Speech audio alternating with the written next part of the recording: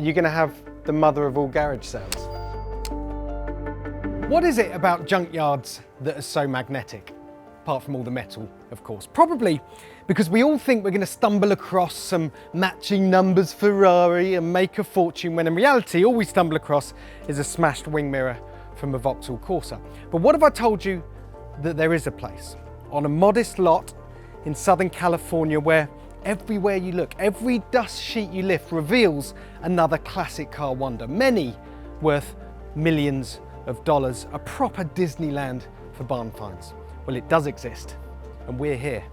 This is the Junkyard, the Rudi Klein Collection.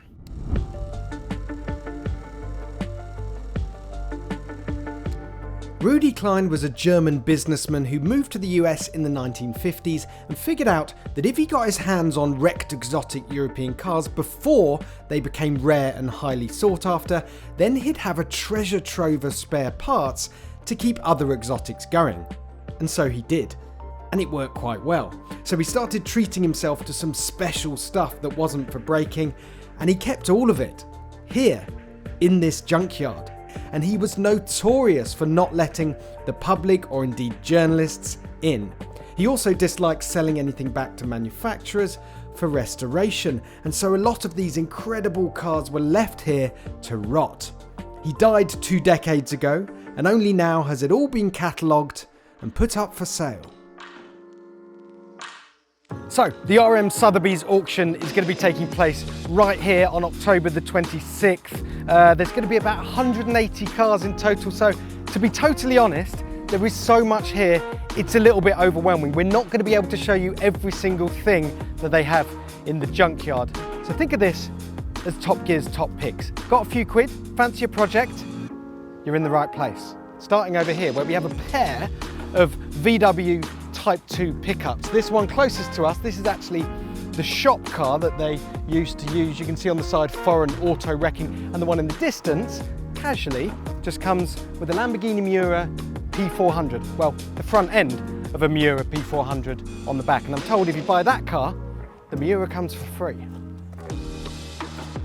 Over here, a couple of Mercedes S600s. This one is a Pullman, so one of, what, 350?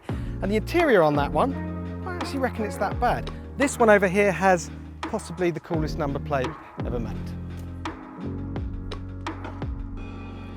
Now you notice Rudi Klein has a thing for Porsches more than anything else. To be fair, the clue's in the name of the company, Porsche Foreign Auto Wrecking. And there are more 356s and 911s than anything else here. Over there, an entire wall of 356s, which is something I never thought I'd see in my life. And over here, just a 911 Targa, yeah, missing a front bumper, but apart from that, good to go. Okay, so this is a good example. This is, or was, a Ferrari 365 GTC4. It's been an accident. She's not in a good way, but people are gonna buy cars like this, even more twisted up than this one at this auction, merely to buy the chassis stamping and possibly use sections of the chassis in a full restoration that they'll build up, and it will give that rebuild credibility. And there are treasures everywhere you look. So I was having a little nose around in this boot, and what you find is a bag with the original Ferrari jack in it. How can I tell it's a Ferrari jack? The painting's absolutely terrible. So while all of these wrecks are endlessly fascinating, let's face it, a bit of a dream for a videographer and a photographer, for the really juicy cars, for the best stories, you need to go in this shed. How's it going? Hey Jack. Yeah.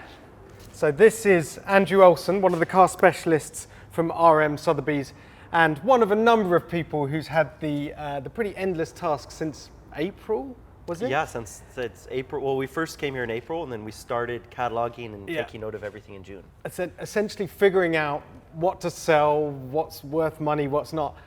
And once you look around what we've got in store for you over here, you'll realize that it's just a gargantuan task. But the reason we're in this shed here, because this is where Rudi, Mr. Klein, would keep the more intact cars, the sort of special ones in his collection, a bit more high value. Sometimes he even put a dust cover over them.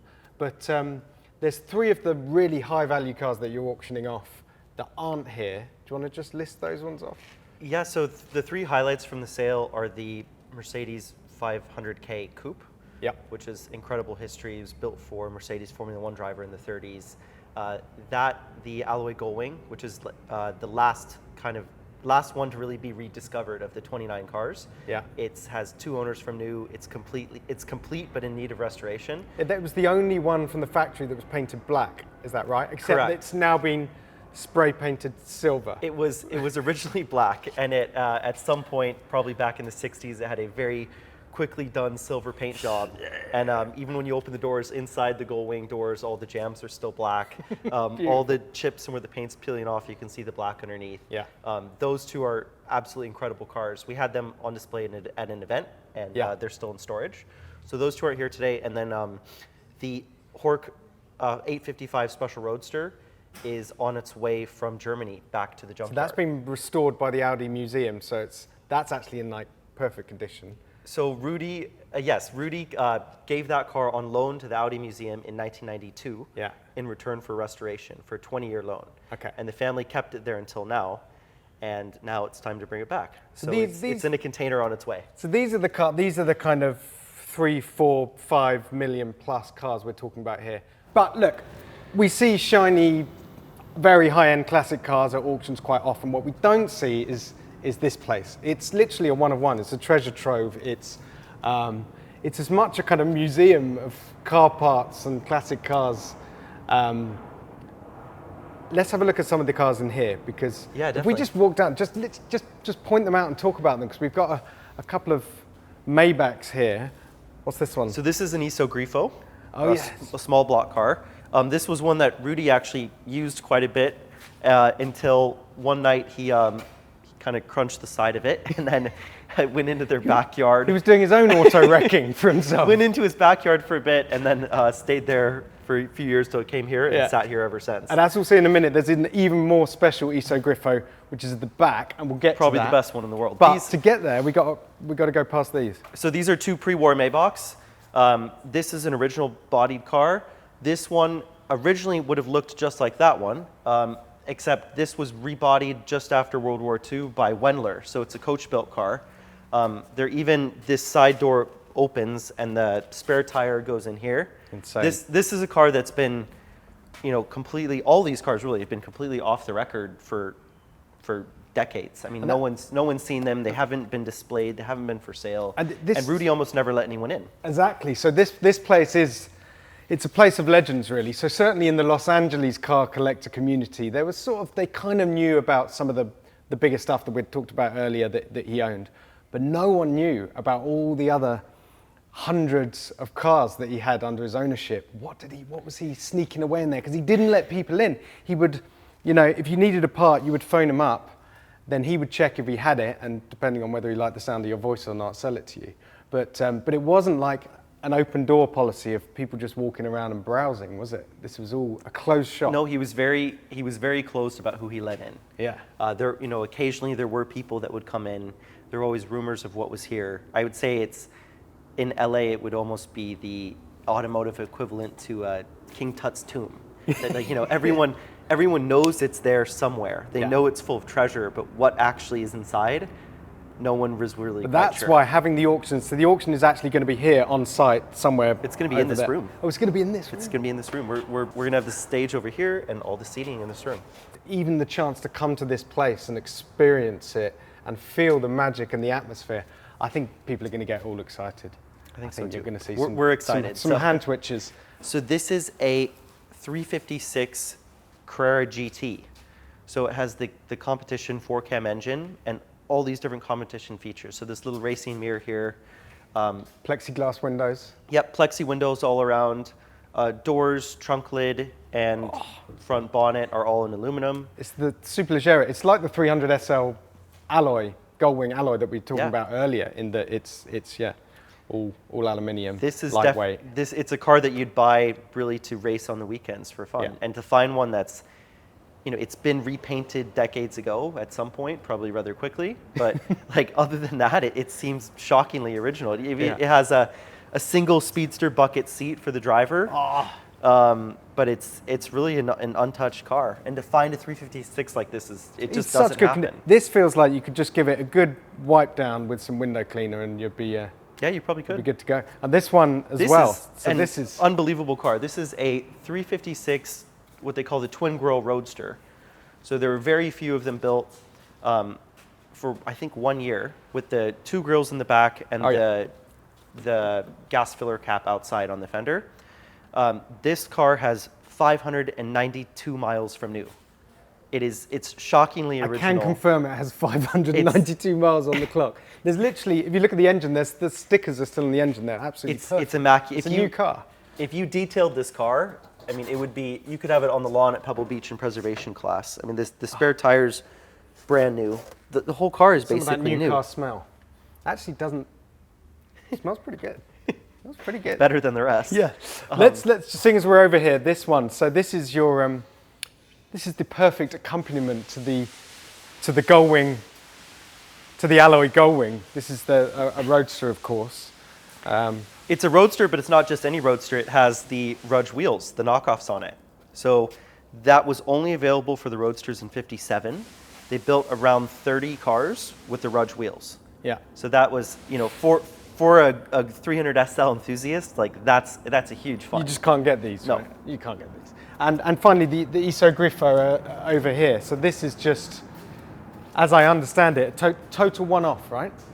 Yeah, this is one of my favorite cars in the collection. It's a one-off. They built 2 prototype ISO Grifos, a Coupe and a Spider. This is the only convertible ISO Grifo ever built from the factory. It has the whole, it's not just a convertible, the whole thing's a prototype. So all the body panels are different. Yeah. What's really neat about it is if you see on the production ISO Grifo over there, it has that side vent, which is just purely a styling thing. But on the prototype, it actually has side exhaust that runs through the side vent. If you open the engine bay,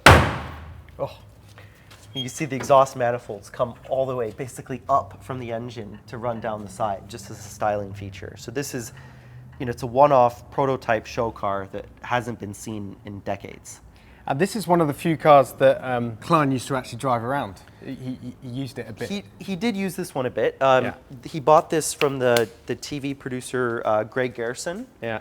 Greg had a great Italian car collection in LA, and it was, you know, one of Rudi's cherished cars. Wow. All right. So look, here's some of the really special cars.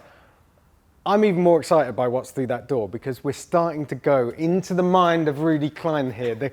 The slightly cluttered, but the slightly eccentric collector's mind of Rudi Klein. You lead the way because yeah, sure.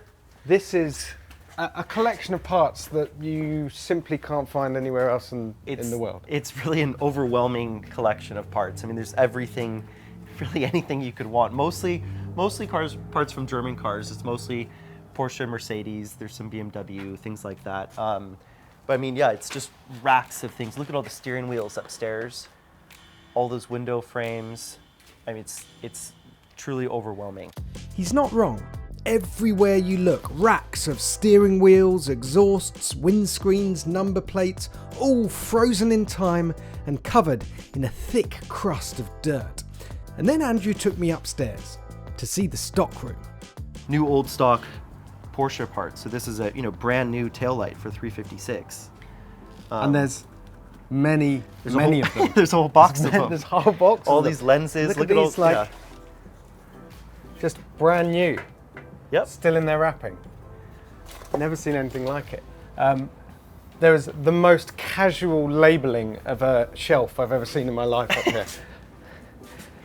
Mercedes-Benz 300 SL engine bits. New old stock. Yeah, new old stock. So these are, what were you saying these were? Oh, these are brand new piston rings for 300 SL. It's still in their packaging, which almost, as a collector's item like this, they're quite interesting. Insane. And then you spin around. I mean, dashboard bits here. I'm not sure if your camera can even handle the exposure through here, but under these rafters, just seats, tens, hundreds of seats. I mean, how on earth did you filter through that? Have you picked out a few? There must be some value in there. There were some very valuable seats in there that we've pulled out to sell as individual lots. A lot of them are just standard production Mercedes and Porsche seats that, you know, some of them aren't valuable at all, but we tried to pull out the most important ones that were in there. Again, clean them up, put them in your front room. What could be better? Take a Perfect. seat in my 356 couch. For more interior design tips, visit www.jacksonidiot.com. More stuff. Lots more stuff. Come on, let's have a look in some of these boxes up here. Yeah, so these boxes... You didn't organise this stuff into boxes. This was already here, was it? Some of it was, and some of my colleagues really, they did help sort a lot of it. But these are full of gauges, really. I mean, it's just like endless boxes. These are 911, 912 tacks. So you have just a whole crate of them.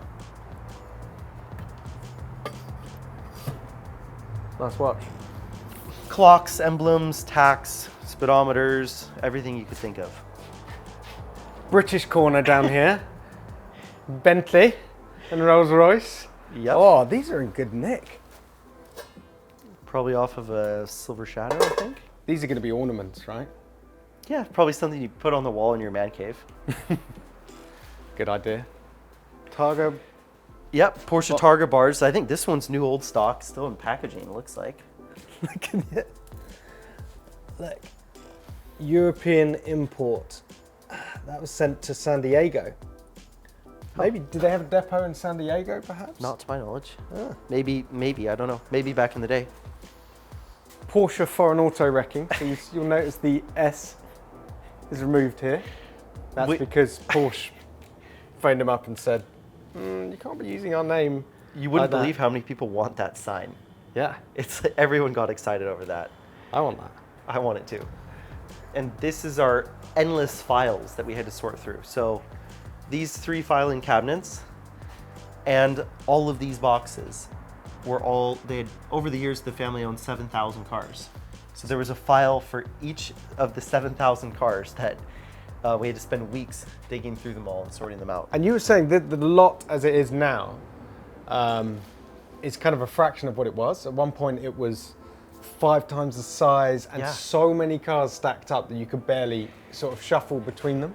Yeah, we have hundreds of photos from back in the day in the 70s and 80s. Probably a peak, I'd say, would be late 80s. The wrecking yard took up the entire block, and there were so many cars you couldn't even walk through them. There were hundreds and hundreds of cars. So Rudi, through the end of his life, sold off a lot of them. He kept the gems of the collection for himself, but although this looks overwhelming, it used to be way bigger than it is now.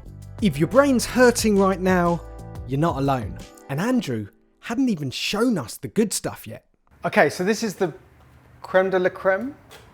You could put it that way, I guess. A lot of the smaller, more important parts that we found, we pulled out and put aside in this room.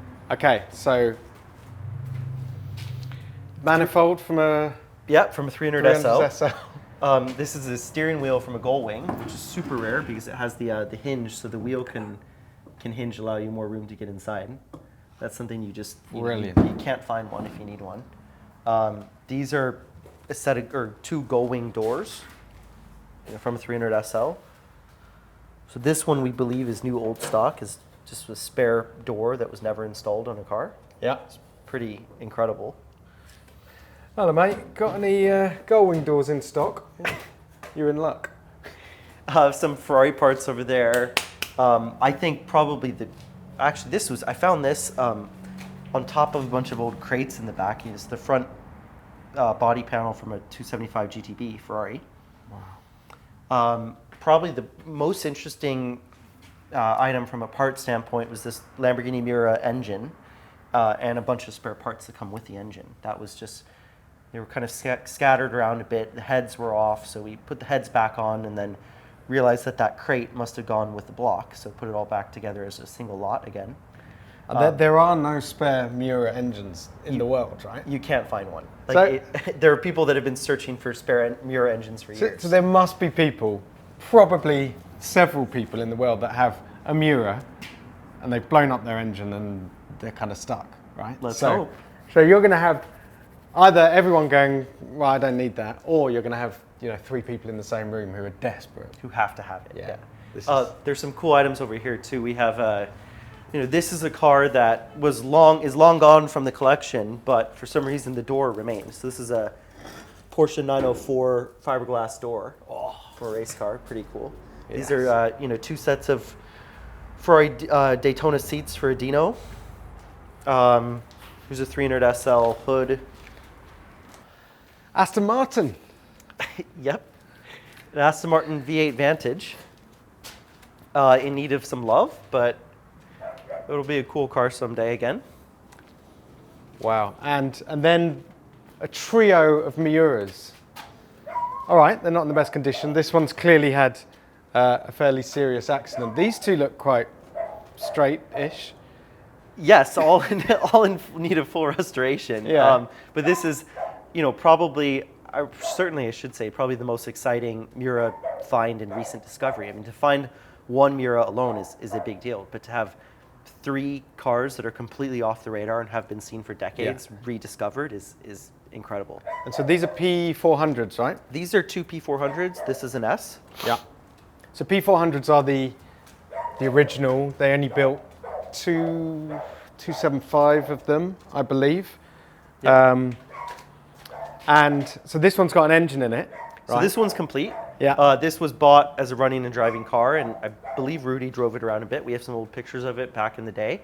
But today it's in need of full restoration. Yeah. So and this one doesn't have an engine. So I'm thinking, you got an engine down there. I'm sure several people are thinking the same thing, aren't they? It's not the engine from this specific car. It's from a Miura S, but theoretically, you could buy that engine, hopefully get it cheap, buy the Miura with no engine, and reunite the two. Put it together. Oh my word. Andrew, thank you so much for the tour. That was absolutely I mean, what a there's nowhere like this in the world, and as of the end of October, there won't be, because you would have sold most of it. I don't think we'll see anything like this again. No, it's incredible. My mind is racing with possibilities of if only I had some cash to buy half of the stuff here. I'm sure yours is doing the same. We do offer financing, so. So there you have it, the barn find to end all barn finds. And the fruits of it could be yours on October the 26th. My personal picks? Well, I'll take the Mercedes 600 Pullman for the commute. Oh, and a Miura P400 for the weekend. Right, I'm off for a long shower and a tetanus jab.